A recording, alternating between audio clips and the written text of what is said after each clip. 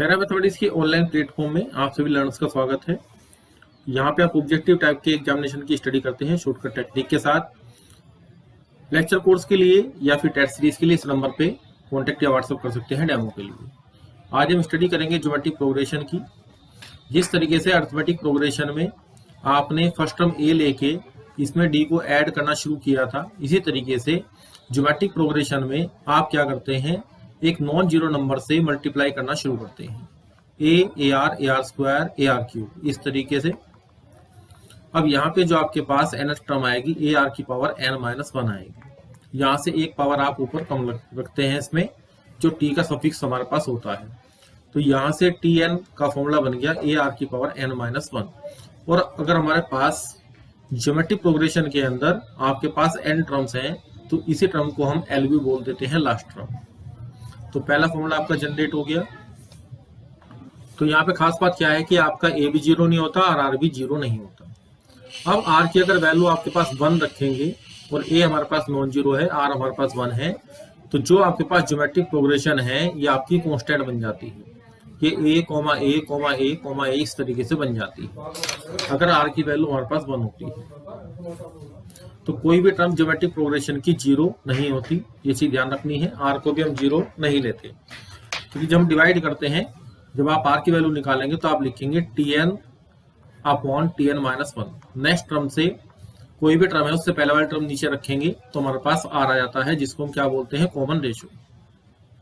तो इंटरव्यू में ये चीज आपसे पूछ ली जाती है कि आपके पास जीपी की जो टर्म है वो आपके पास जीरो होगी या फिर नॉन जीरो होगी। आपके पास कॉमन रेशियो जीरो आएगा कि ये नॉन जीरो आएगा। तो ये छोटी छोटी चीजें पूछ ली जाती है इंटरव्यू में। तो पहला फॉर्मूला आपका जनरेट हो गया एन टर्म वाला। सेकंड फॉर्मूले की तरफ चलते हैं, सम ऑफ द एन टर्म्स। इनके क्वेश्चन हम करेंगे, सम ऑफ एन टर्म्स। अब यहाँ पे हम क्या करते हैं, एस लिख लेते हैं। जब आपको क्या करना पड़ता है, इसमें एन टर्म्स का सम करना पड़ता है।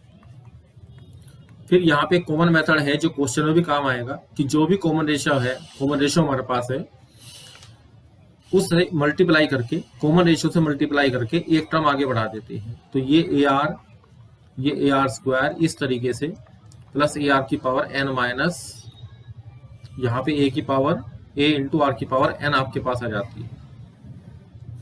अब आप क्या करेंगे, यहाँ पे माइनस ऑपरेट कर देते हैं। माइनस ऑपरेट करने से ये टर्म्स कट जाती है।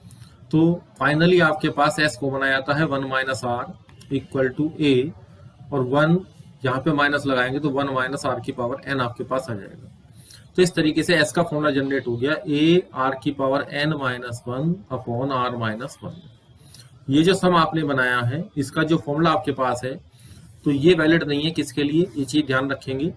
ये जो हमारे पास क्वांटिटी है, ये 1 माइनस आर, हम इसको नीचे ले आए हैं यहाँ पे एस का फॉर्मूला जनरेट करने के लिए। तो आर की वैल्यू आपके पास इस फॉर्मूले के लिए, ध्यान रखेंगे, इस फॉर्मूले के लिए आर की वैल्यू 1 एक्सेप्टेबल नहीं है।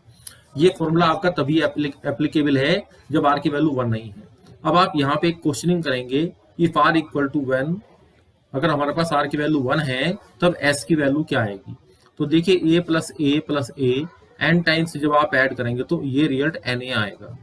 तो इसके ऊपर भी आपसे क्वेश्चन एग्जाम में पूछा जाता है कि आर की वैल्यू आपकी कौन कौन सी एक्सेप्टेबल होती है, वो भी किसके लिए, सम के फॉर्मूले के लिए। जनरली हम आर इक्वल टू 1 को एक्सेप्ट करते हैं। जो मैंने आपको ऊपर बताया था, जीपी में लिखी थी, कांस्टेंट आपके पास सीक्वेंस बन जाती है, ज्योमेट्रिक प्रोग्रेशन कांस्टेंट वाली बन जाती है और कॉमन रेशियो बनाया जाता है। लेकिन सम के बेस में जब आप सम पे काम करेंगे तो आर इक्वल टू 1 के लिए ये फॉर्मूला हमारे पास क्या है, एस की जो वैल्यू है हमारे पास है वो 0/0 में कन्वर्ट हो जाती है, जो कि हमारे पास क्या होती है, इनडिटर्मिनेंट फॉर्म होती है। नेक्स्ट फॉर्मूला देखिए, आरथ टर्म फ्रॉम द लास्ट, ये आपको फाइंड आउट करनी है। तो ये आपके पास ए आर स्क्वायर, ये आपके पास ज्योमेट्रिक प्रोग्रेशन है, जिसमें कि ये टर्म आप क्या लिख लेते हैं, एल लिख लेते हैं, लास्ट टर्म। तो अगर इस फॉर्म में हमें आंसर निकालना है, आरथ टर्म फ्रॉम द लास्ट, तो टी आर डैश इसको लिखते हैं।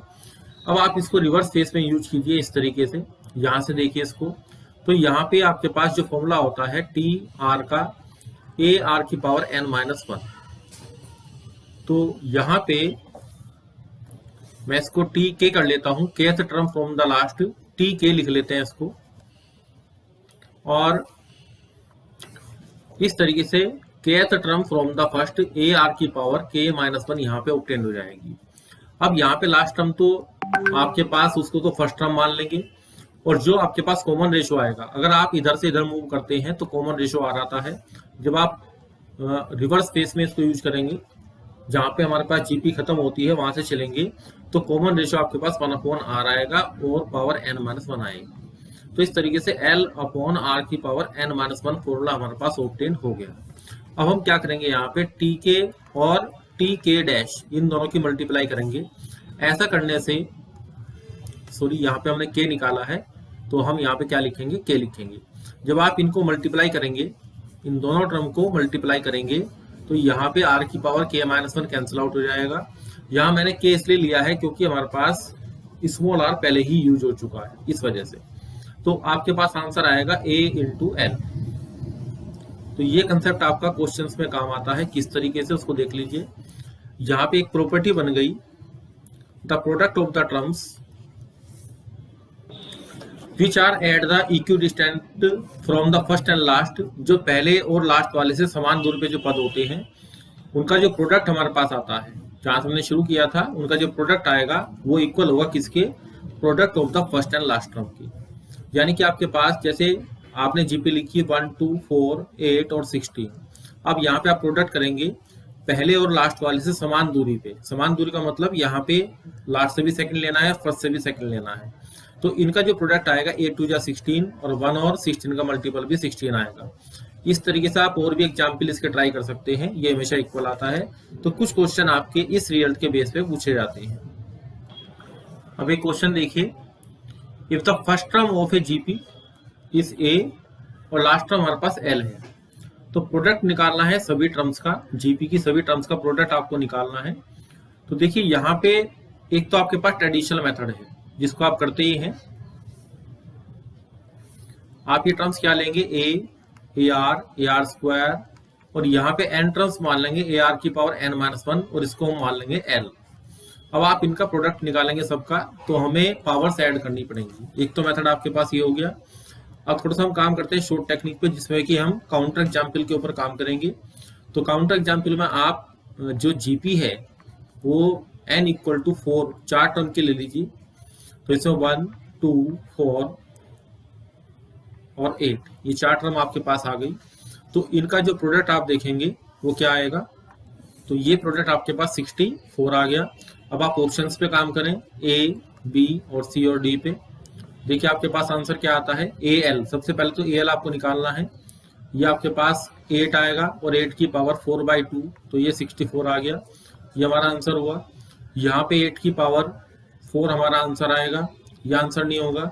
सी में 8 की पावर आपके पास 4/3 आएगी, ये भी आंसर नहीं होगा। और डी ऑप्शन में आपके पास केवल 8 आएगा, ये भी आंसर नहीं होगा। तो ऐसे काउंटर एग्जाम्पल को लेके आप क्वेश्चन को, अपनी कैलकुलेशन को, जो हमने यहाँ पे इस क्वेश्चन में यहाँ पे सॉल्यूशन में करनी पड़ती, उसको हमने शॉर्ट टेक्निक की सहायता से इस तरीके से हल कर लिया। अब नेक्स्ट क्वेश्चन देखिए, इसमें आपको बताया गया है कि ABC हमारे पास जो नंबर्स हैं वो आपके एपी में भी हैं और आपके जीपी में भी है, AP as well as in GP. तब आपको कंडीशन फाइंड आउट करनी है। तो देखिए वैसे तो जब ABC एपी में होते हैं तो कंडीशन हमारे पास क्या होती है, 2B = A+C होता है। और ABC अगर हमारे पास जीपी में होते हैं तो जीपी में आपके पास BC = B² = AC होता है। इन दोनों का जब आप सोल्व आउट करते हैं तो आपके पास रिजल्ट ऑब्टेन होता है A = B = C। यानी कि तीनों टर्म अगर बराबर होंगी तभी वो साइमल्टेनियसली एपी में भी होंगी, जीपी में भी होंगी और हार्मोनिक प्रोग्रेशन में भी होंगी। तीनों कंडीशन आपकी सेटिस्फाइड हो जाती है। अब हम इसको ऐसे भी देख सकते हैं कि एपी के अंदर अगर आपका D 0 हो जाता है तो आपके पास A, ये हमारे पास क्या बन जाती है, कांस्टेंट सीक्वेंस बन जाती है। जीपी की जब आप टर्म लेंगे तो आपके पास जो कॉमन रेशो है उसकी वैल्यू आप क्या ले लेते हैं, 1 ले लेते हैं। तो साइमल्टेनियसली एपी और जीपी होने के लिए टर्म्स को बराबर होना पड़ता है। तो उसके कोरस्पॉन्डिंग यहाँ पे D 0 होता है और R हमारा 1 होता है। तो ये चीज भी आपसे पूछ ली जाती है इंटरव्यू में, क्योंकि स्पेशल केसेस हैं ये। तो ये जो क्वेश्चन हम आपको करा रहे हैं इनको आप स्टैंडर्ड रिजल्ट की फॉर्म में अपनी कॉपी में नोट डाउन कर लें। क्वेश्चंस के तरीके से काम आएंगे आपको। स्टैंडर्ड रिजल्ट काम करेंगे क्वेश्चन में एक फॉर्मूले के तरीके से